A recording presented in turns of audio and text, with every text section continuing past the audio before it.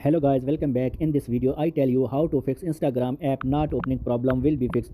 Follow the step, don't skip video, solve your problem.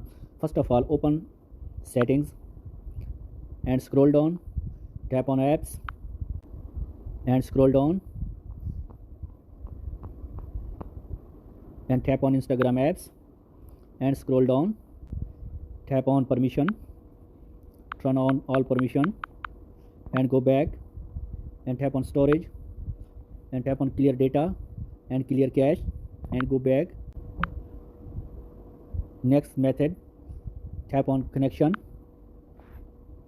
If you are connected to the Wi-Fi, tap on Wi-Fi, tap on Wi-Fi name and tap on forget and connect it again and go back. If you are connected with mobile data, tap on mobile network and tap on network mode and select LT auto connect and go back. Now after this, check the mobile phone software update